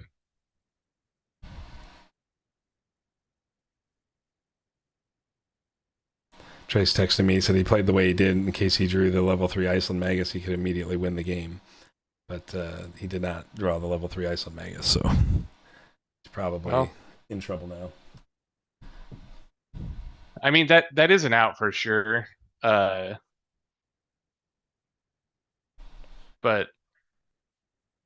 I mean, I think he's just had awkward hands. It has looked like he has just played, you know,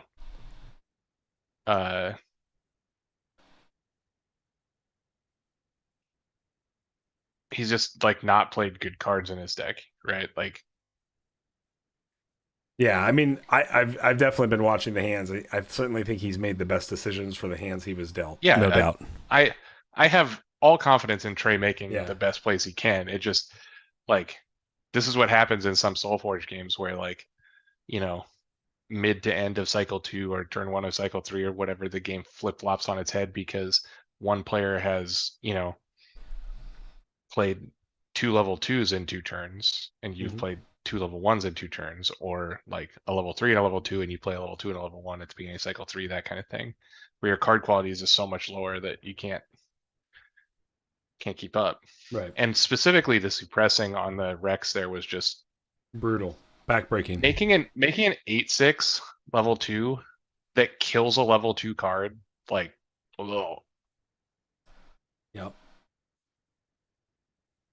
What do you, there's Trey's in the tank here, working through his Suppressing first is a card. hell of a drug, man. Yes, it is. Is it only a set 1 ability? Do we know that? Yes. I don't think it's in set 2, but is it in set 3? Don't know on set 3. Uh, We will have to wait and see. It is a really good ability for blue. it's just a good ability in general. It's one of the very best Forge words. Yeah, suppressing and stabilizing, I think, are some of the best Forge words, in my opinion. But Stabilizing is very good, but it's less universally good. right, Suppressing is pretty universally good. Yep. Like, obviously, you're not always going to get suppress something. Like we saw in this game, he played the level 1 suppressor for no value other than refreshing Rex here, 413. This Rex is such a weird stat thing. I don't know how refreshing works as a forge, but So we're gonna go burnout here. ooh, little blue burnout. Replacing his 5/1 with a spell sprite. I think that's a pretty good play. You lose out on a little bit of power, but you don't need a bunch of power to win this game. It does stop your opponent from being able to ice lance you to dead. It also So- triggers the Trey is scooping from there. So Yep. Yep. Just some like classic mid-game Solforge there, where one player played more on-level cards than his opponent. Not to take anything away from either player. I think they both played good.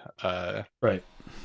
Just that was how the cards fell, and his Rex got suppressed right out of the game. It's pretty sad that his Rex at all 3 levels dies to level 2 suppressor. Yeah. That's It- rough. It's a real kind of thing. So in the 6-player tournament that they're running tonight, Nate Carton weekend, he wins his first round. Obviously, ML Vanby, Michael Van Beestbrook won his first round. So we'll see how Gajas and Puffin come out. But that's gonna end our coverage for this tournament, though, because I don't think we'll get round 2 in before we run out of time tonight. So, yeah, I mean, so Neil, like, takeaways for like as we go into SBI. Do you think we're going to see lots of Rumble Heart? What do you think? What do you think the meta is going to look like? I think it'll be very similar to the Gen Con meta. Okay. Like, I don't know that for sure because I don't have a read on what people are willing to bring to this. I hope they bring their best. I mean, Eli's probably going to play Stitcher combo. And Nathis will play either Gen Con deck or, well, I guess Gen Con deck is leveled out of that tournament, I think. Yeah. So they'll probably just like a bunch of rumbles. I don't know.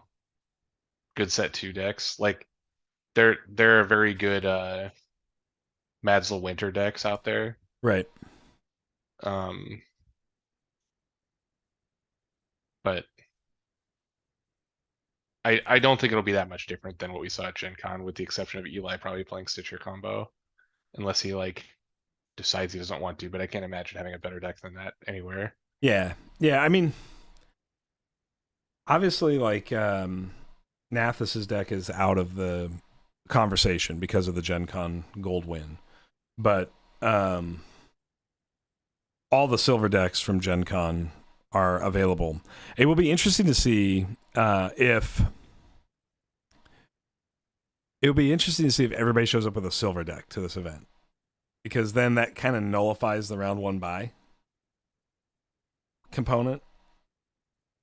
Yeah, I think there's enough silver decks out there that could happen. Yeah.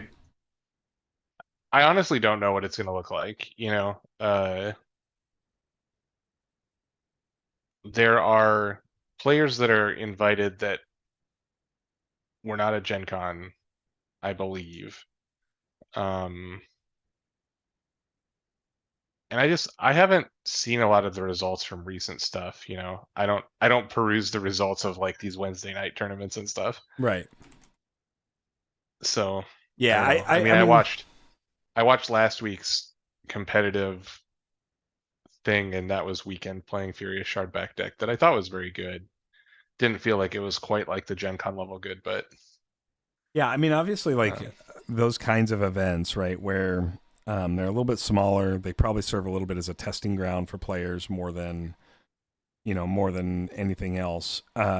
Really is kind of an opportunity to see what people are thinking about, but not necessarily a representation of what may actually make it to the top yeah. tier events, right? So, obviously, everybody, especially And really solid players like Newton, Nathis, and Weekend, and I mean all the players that are playing pretty much consistently at these events, that they're always looking for the next iteration of something, right? right. And they have such huge collections that you can't even imagine what it'll be. Yeah, exactly. So, Um, very, very, very fun game to watch. Though. I mean, that was a really close and tight game between Bambi and Trey for sure. I did like both Bambi and Trey's decks there. They're both kind of playing on a similar level, right? Like a similar style of deck, essentially. It was yeah, the blue half that Vambi was playing was pretty cool, actually. Like having the multiple copies of upgrade sipping six-me experimentation is actually really good. yeah, Just like it's like kind of like a worse Warmonger mod. You right. just get a free gizmo. Um, but obviously cards that are free are good, so Yep. I do like. I mean, I think that's a card that I'd love to see get a little bit more love in general is the Warmonger mod. I think it seems very, very good. it's just has the downside of being blue, unfortunately. I mean, the Right. card's crazy good. Yeah. Uh, and I think blue decks that have it for the most part like are better because of it, but it's also kind of like an anti-blue card where yes, there are some replacement synergy decks, but those have proven to be kind of bad because decks that require you to just like have random synergy pieces survive a turn are not good. And that's like what the replacement decks are. Right. So the good blue decks are like the blue removal decks that play a lot of spells or What I mean, so what are the don't best? really care about the What are the best removal cards in blue? Then obviously, like we saw tonight, suppressing Sonic Burst, which are very similar effects. I mean, to preface this, I mean, blue is less competitive than the other colors. Sure. The blue decks that we've seen succeed have had suppressing, stabilizing, and Sonic Burst, Right. and to a lesser extent,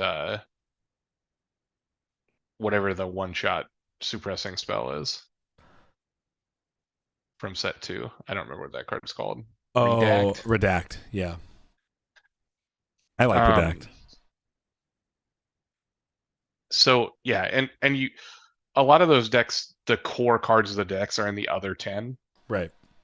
And they just have the blue spells as support cards Right. because they're so situational. Yep. So like, what are the best removal spells? The cards we just named. Yeah. What are the best blue cards? Probably the cards we just named. Probably. Like Drix is bonkers, but doesn't actually succeed in a meta where everything kills him. And the things that synergize him with also die to everything. So like, they're just the blue cards in set 1 are kind of understated. Yeah, I'd agree. I mean, I think Drix is a very powerful card, and I think he definitely is. And I think in sealed he is an all-star. Like if you pull a Drix in sealed, you're like high on the hog there. But I think in constructed he's right. The constructed game is just like the constructed game doesn't play in a way that, at least at a high level, in a way that Solforge is meant to function. right. Um, I've had a lot of success with Epoch Hawk and Drix though. Just a Epoch is like a really good hard. Yep. It's a sweet one, but again, it's like a little understated. Yeah. Like it's fine, I guess. But It's particularly good if it you put it just on top of a Drix, like a Drix minion, and get the Drix buff, and then start it makes your protecting your opponent's Drix. plays really hard. But all these things we're talking about are just like onboard tricks. Right. Like the turn that you play the Epoch Hawk, it's not on board, so you can like, fourth card it or whatever. But the fourth card of the turn is such a contested slot for like everything's better as the fourth card that Yep. Epoch Hawk isn't like the nuts. No. Sometimes it saves your guy. But I don't know. It's fine, and we'll see what blue looks like after set 3, but I assume it'll be in kind of a similar position because I wasn't like awed by any of the blue cards, though potentially like because the other colors seem to be a little more fair. Just like set 3 within itself maybe more balanced. Yeah, I think obviously we For won't blue? know. We won't know until things evolve, right? But Yeah, this is speculation based off Yeah. spoilers, so yeah, and play testing, right? Because I mean, how many times have we looked at cards in vacuums and thought, man, this is busted, and then it just doesn't actually work out that way, or the opposite, where we're like, man, this is a terrible card. No, we were wrong. This is actually pretty good. It happens, right? I mean, it does have. I think it happens less now. I was told when I did coverage for the set 3 preview event 2 weekends ago. Yeah. We were talking on stream, me and Lucas, about like his particular question was what was my like personal hot take for Solforge, and I said, not really sure there is one. Like we've moved to a situation now where set 2 has been out for months. The good set 2 decks are out there now. Like Mhm. when set 2 came out, we were talking about like Indianapolis and Denver tournaments. Like we had some awkward set 2 decks Right. because there just wasn't enough product opened yet. But now it's been out for months. All the good decks are out there, just like the good set 1 decks. And the game is pretty solved. And it's solved differently than most card games are because when you talk about like Pokemon or Magic or Yu-Gi-Oh or whatever, when you solve the meta, like there are decks that are good, and it gets because of online where just thousands and thousands and thousands of games are played all day. It gets solved down to like 59 of 60 cards exact. That doesn't happen with this game, obviously, because you don't deck build. So saying the game is solved is a little different than saying that any other game is solved in a way that we know as a community, like I think 95% correct evaluation of essentially every card in the game. Sure. Like we've seen him played, we've seen him not played, like sometimes it not being played is as big a teller as it being played. Yeah. Like where it lands. So my hot take I gave him was that I think Crux is like the most broken Forgeborn, Yeah.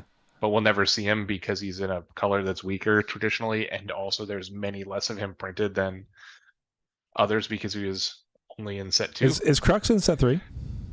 Yes, he has Okay. different abilities though. No mind over matter in set 3. No. That's unfortunate.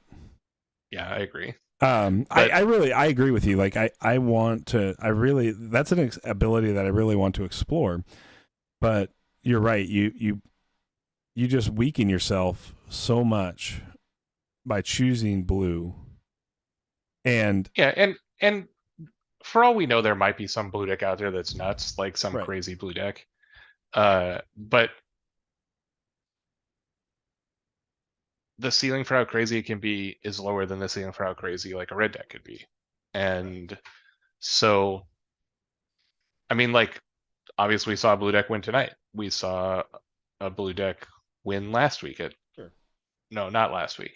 Some weeks ago, like we saw months back, we saw Tater win with blue red on one of our events.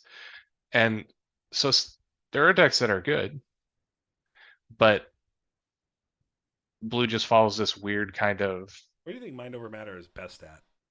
2 or 3? Specifically, like what cycle mind over matter is best at? Yeah. Well, it depends on what deck it is. Because you how want so? your mind over matter, like mind over matter is only good in a deck that cares a great deal about having a synergistic turn, like a very specific synergistic turn. Sure. So whichever cycle of the game that happens in, that's where you want the mind over matter to be. So like if you're playing Eli's Stitcher deck, for instance, that can essentially go off anytime, you want it as early as possible. You want it in cycle 2. If you're playing a deck that requires a level 3 card to win, you want it in cycle 3. Right. So that you have the highest chance to draw that. Because mind over matter, while I think it is like not the best Forge 1 ability, it is the one that like breaks the rules of the game the most. Mm-hmm. And that was kind of like what I was talking about why I think Crux is the most like broken Forgeborn. Is I don't think he's actually the best, but I think he breaks the most rules of the game, which as the game gets older, like and more cards are printed, that becomes more relevant. Sure. Like that's when you look at like old Magic cards, like there's old Magic cards that when they were printed, they were just absolute garbage. But then 10 years later, they're like this easy turn 1 infinite combo piece because they have weird words on them that like weren't thought about at the time they were printed. Sure. Like cards like that break the game at the time they were printed may not shine for a long time, but that's what it is. And similarly, like his determined choice ability from set 3 Mm-hmm. also like breaks the rules of the game. So one where you like look Yeah. at your opponent's hand and you choose what they have to play. Mm-hmm. Like I think that ability is just absolutely busted. Like we were just talking about how Trey having to play subpar cards on those 2 turns really flipped the game, like a 20 plus life total differential, and he was ahead by 2 cards or something in play and just lost. Like so you just like look at your opponent hand and make them play that level 1 soothing feather flaying when they have good cards in their hand, and they're like, oh well, I guess. Right. You No, know? you're right. Absolutely. So, yeah, it's. I mean, it's interesting. I just, I don't know. I have a hard time with deck evaluation and what is the correct, methodology for pairing. It's really easy to hone in on like one half of a deck that's pretty good and then just like want to really explore that, especially when you're like me and have not earned any renown on any of those decks, so you pretty much can play whatever you want. The decision making gets more and more difficult as you add more and more cards to the game. The pairing ability, like the act of like picking 2 halves, I think again, like everything in this game, it varies wildly based upon the quality of the deck. But in general, it's not so much about like this is good with this. There are some cases where that's the case. Like if you had a Betrayer Forge Seal somewhere, you would be like, well, I know Betrayer Forge Seal is specifically good with my Dark Forge Drain half that's busted. right. Like, but those are outliers for the most part where you're like picking specific 2-card combos. I mean, I guess with the exception of like Rumble and Darkheart, but for the most part, I think it has to do with your ability to visualize the average game state. So when you look at your pile of 20 cards, or just one pile of 10 cards, you say like, okay, well, in most games, what does my cycle 1 turn 3 or cycle 2 turn 2 game state look like, and what do I want my draws to look like? Right. So that's what I build my 20 from. Or if I have my 10 already, I say like, okay, well, these are the cards that I know are going to be in my deck. What do I want to draw on average, not ceiling? Or I mean, maybe you say like, what should my floor be? Like how bad can my floor be? And that's how you pair your deck. You don't, normally when you're building decks for other games that have deck building, you say like, okay, well, I want this package for sure. Sure. It's not really about that though, because sure, like Dark Forge Drain is a package of thing, Rumble Darkheart as a package is a thing, but like when you're just building a random deck, like the decks we saw today, we know that Ice Lance Magus has synergy with uh Cloud thing, Right. Sky Conduit. But that's not like a build around me, right? Those are in the same half. You just like look at it, you say like, okay, well, what do I think I'm gonna be doing on average throughout, the mid game? Right. And is it good enough? Are these guys statted well enough that like while I'm doing the thing that I think this deck is gonna do, I'm not gonna get super far behind because all my dudes suck? Like, or Yeah. do I have a random answer for a big threat that my smaller guys can't kill? Like, Yeah. and It's. I don't know. I mean, that's the part that I think is very difficult to know because there's so much fluctuation in a given game state, right? So right. And until you get to a collection level of, many thousand decks, like you don't get to cherry pick. So you're just like, I guess I hope this is good enough, right? Like here's Mhm. some things that I want to do. So here's like 3 or 4 cards from both halves that I want to play almost all the time. Right. Or like one specific pairing combination, Rumble Darkheart kind of thing that I want to be doing all the time. But what do the rest of my hands look like? And if you get to 3K decks or whatever, you get to say like, okay, well, here's this pile of 10 that has the same 8 cards as this pile of 10, but these last 2 cards are 5% better than the last 2 cards in this other pile. Right. Uh, and I mean, that's probably even more interesting decision making, but not many people in the world have that level of selection available to them. Sure. Yeah. No doubt. All right. Well, Neil, we made it to 9:00. We played our Brawl tonight, and we talked about some spoilers, and we watched the 5th cycle first round, which was great, and we talked about competitive play analysis. I mean, kind of unpacked a little bit of everything tonight. It was a nice little show. Yeah. And you're gonna leave me again next week? I am. Yeah, I'm going to be in Dallas next week. Traveling to Dallas So for work. I'm serious. If you guys are listening to this, I'm looking at you, Church, because I imagine playing Phasmophobia with you would be insane. I want to play Phasmophobia on stream next week with some Shuffle Bus Nation members. So hit me up. I will buy you a copy of Phasmophobia to play. It is a ghost hunting game like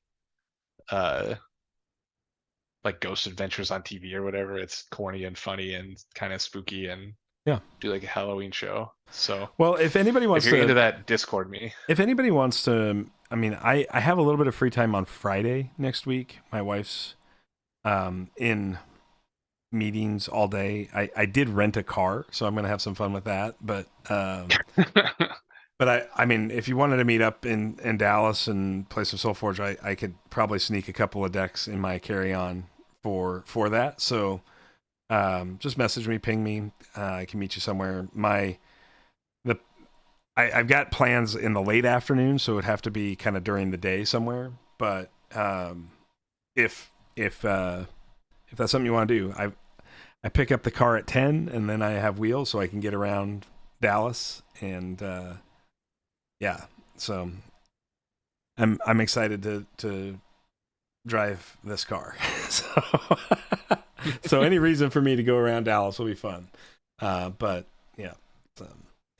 And then I will be back, Neil, for not next Wednesday, but the Wednesday after that, and then back on schedule from there on out. I'm not going anywhere for the rest of the year, but I will be leaving you again in January for my 5th anniversary with my wife. So, those things are important. Yeah. So, okay. Well, I appreciate everybody that was on stream with us tonight, Billy and Carl and Sam and Mike Reynolds and yeah, everybody that kind of chimed in today. Thanks for being here with us for another night of Shuffle Bus. We will be back Neil will be back next Wednesday, but probably covering we'll be doing something. He'll figure something out with y'all, and then hopefully we'll have a lot more to talk about once the Kickstarter goes live. We can unpack the Kickstarter on that show the week following and talk about it, and then maybe we can see what the future holds for SBI.